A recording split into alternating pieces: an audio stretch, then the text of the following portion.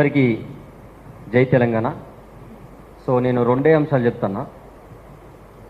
ముందుగా ఈ విషయం తెలియగానే హైదరాబాద్ నుంచి వెళ్ళి భూపాలపల్లికి చిట్యాలలో జరిగినటువంటి ఘటన తెలుసుకున్నటువంటి మా పృథ్వన్న, జర్నలిస్ట్ రగ్గన్న, కాలేజ్ టీవీ సీనన్న, ఇంకా చాలామంది, రాకేష్ అన్న, చాలామంది వెళ్ళిరు అక్కడికి. కానీ యాక్చువల్గా ఈ ప్రెస్ మీట్ సరే అప్పటిదాకా ఆ సందర్భం ఎవరికి తెలియదు అక్కడ దాడి జరిగిందని. కానీ అక్కడ మన తొలి వెలుగులో కావచ్చు, కాలేజీలో కావచ్చు, ఈ ఛానళ్ళల్లో చూసిన రాష్ట్ర వ్యాప్తంగా చాలామందికి తెలిసింది అక్కడ ఒక దళితుని మీద, ఒక దళిత జర్నలిస్ట్ మీద దాడి జరిగిందని తెలవగానే అసలు ఇట్లాంటి సమావేశం హైదరాబాద్లో ఈ దళిత సంఘాలను చెప్పుకునేటటువంటి ఈ నాయకులు మరి ఏడెవరో నాకైతే తెలియదు. కానీ మొదటగా మీ అందరు కూడా కృతజ్ఞతలు అన్న, క్రాంతి దళకి మొదటిగా కృతజ్ఞతలు తెలియజేస్తున్నా. తొలి వెలుగు రగన్నకు కావచ్చు, సీనన్నకు కావచ్చు, పృథ్వన్నకు కావచ్చు. ఏ సమస్య వచ్చినా కూడా ఆ సమస్య మీద ప్రజలకు, తెలంగాణ సమాజానికి మొత్తం తెలియజేస్తున్నారు మీరు. అయితే రెండో విషయం, చాలామంది ఇందాక మాట్లాడుకుంటూ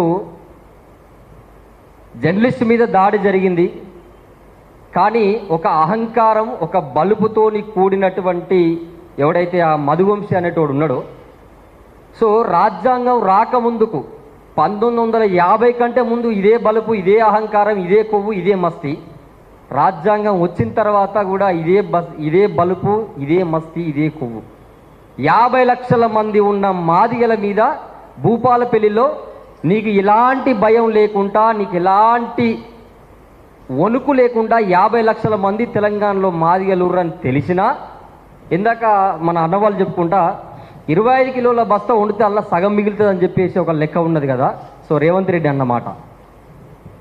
అట్లా ఉన్న మీరు భయం భక్తి లేకుండా దాడి చేసిరంటే మీరు ఎంతకు తెగిడ్చిరో ఇప్పటిదాకా చెప్పినటువంటి రాకేష్ అని చెప్పిండు కొన్ని ఉదాహరణలు. నీ మీద ఆల్రెడీ ఎస్సీ ఎస్టీ అట్రాసిటీ ఉన్నది, కానీ అక్కడ డిఎస్పీ కావచ్చు, లేకపోతే మీకు సంబంధించినటువంటి నిన్ను జాతున్నారు, పందికొక్కులాగా నిన్ను జాతున్నారు కదా. సో వాళ్ళకు కూడా తెలియనటువంటి అంశం ఏంటంటే ఎస్సీ ఎస్టీ అట్రాసిటీ కేసులో ఒకవేళ గనక ఎవరైనా వచ్చి అల్లా తలదూర్చి పిచ్చి పిచ్చి నగరాలు చేస్తే వాళ్ళని కూడా తీసుకుపోయి 14 సంవత్సరాలు బయటికి రాకుండా చేయొచ్చు, దాన్ని కరెక్ట్ నిర్వర్తించగలిగితే. కానీ ఆ బాధ్యత తీసుకోవాల్సింది ఎవరంటే దళిత సంఘాలు ముందుకొచ్చి, అరే ఒక జర్నలిస్ట్ నికార్సుగా పోయి అసలు ఆయన సమస్యే కాదు, అది ప్రజా సమస్య, ఇప్పటిదాకా వచ్చారు అన్నవాళ్ళు కూడా, ఆయన సమస్య మీద పోయి వార్తను రాస్తే ఆ సమస్య రాసినటువంటి జర్నలిస్ట్ మీద అది హత్య చేయడానికి కూడా వెనకాడకుండా ఆయన మీద దాడి చేస్తే ఇప్పటిదాకా కనీసం కూడా పట్టించుకోకుండా ఆయన మీద ఇంత జరుగుతున్నా కూడా మాట్లాడలేదు అంటే మరి మీరు ఎవరికి నాయకులో, లేకపోతే మరి మీరు ఎందుకు తిరుగుతారో అర్థం కావట్లేదు. కానీ సో ఇంకొకటన్నా, సరే మీరు చేస్తున్నటువంటి పోరాటం చాలా మంచిది. తెలంగాణలో ఉన్నటువంటి ఏ జర్నలిస్ట్ మీద ఇప్పటిదాకా నిజంగానే ఫ్రీడమ్ ఆఫ్ స్పీచ్ ఆర్టికల్ 19 ప్రకారం భావ ప్రకటన ప్రతి మనిషికి ఉంటుంది. భారత రాజ్యాంగం ప్రకారం ఏ మనిషి అయినా జర్నలిస్ట్ అంటే గుర్తింపండి ఏంటంటే ఒక సమస్య మీద ఏ మూలనున్నా పోయి మాట్లాడేది ప్రజలకు చూస్తుందంటే వాడు జర్నలిస్టే. అట్లాంటి జర్నలిస్టుల మీద, డిజిటల్ జర్నలిస్టుల మీద పెద్ద నిఘా ఉందన్న. ఈ ప్రభుత్వం వచ్చినాక పెద్ద నిఘా పెట్టిరు. సో మీలాంటి వాళ్ళు పోరాటం చేస్తారు, దానికి ఒక చట్టం తీసుకొచ్చేటట్టుగా అందరం కలిసి పోరాటం చేద్దామన్నా.